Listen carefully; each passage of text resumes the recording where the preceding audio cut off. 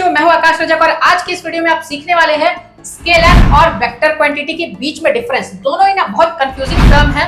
मुझे पता है कि आपने क्लासेस में सीखा होगा, लेकिन आपको ज्यादातर स्टूडेंट्स को नहीं समझ में आया होगा ठीक से, तो मैं आप लोगों को इजी वे में एक्सप्लेन कर रहा हूं। तो क्या डिफरेंस है दोनों में, देखिए स्केलर और वेक्टर क्वांटिटी। देखिए स्केलर क्वांटिटी में क्या होता है ना कि सिर्फ और सिर्फ मैग्नीट्यूड रहता है, ठीक है। मैग्नीट्यूड, सिर्फ और सिर्फ मैग्नीट्यूड रहता है। मैग्नीट्यूड यानी उसका न्यूमेरिकल वैल्यू, ठीक है। सिंपल लैंग्वेज में मैग्नीट्यूड का मतलब होता है उसका न्यूमेरिकल वैल्यू। और वेक्टर क्वांटिटी में क्या होता है, मैग्नीट्यूड प्लस डायरेक्शन, ठीक है।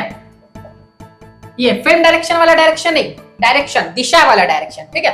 तो इसमें क्या होता है, इसमें न्यूमेरिकल वैल्यू भी रहता है। जैसे मान लीजिए कि स्केलर क्वांटिटी है तो आपका जैसे मास हो गया, मास में 10 केजी 15 केजी, तो ये हो गया मैग्नीट्यूड न्यूमेरिकल वैल्यू, ठीक है। तो ये स्केलर क्वांटिटी हो गया। अब देखिए किसी में डायरेक्शन भी अगर रहेगा मैग्नीट्यूड के साथ में, जैसे डिस्प्लेसमेंट में डायरेक्शन भी रहता है और उसका न्यूमेरिकल वैल्यू भी रहता है, तो वो हो गई आपकी वेक्टर क्वांटिटी।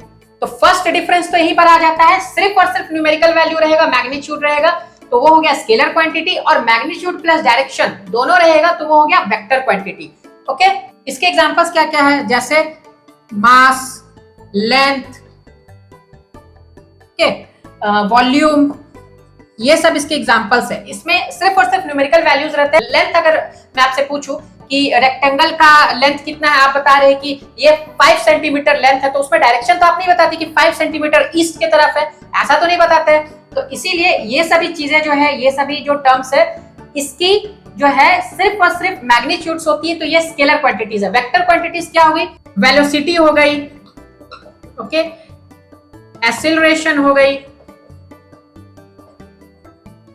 फोर्स हो गई, डिस्प्लेसमेंट हो गई, these all are vector quantities. ये सभी वेक्टर क्वांटिटीज है। तो सिंपल लैंग्वेज में बहुत ही शॉर्ट में मैंने आप लोगों को बता दिया, न्यूमेरिकल वैल्यू यानी मैग्नीट्यूड सिर्फ रहेगा तो वो हो गया स्केलर क्वांटिटी, जैसे मास वगैरह हो गया, लेंथ हो गया, वॉल्यूम हो गया। अगर मैग्नीट्यूड यानी न्यूमेरिकल वैल्यू के साथ साथ उसकी डायरेक्शन भी रहेगी, दिशा भी बताई भी रहेगी, तो वो हो गई आपकी वेक्टर क्वांटिटी।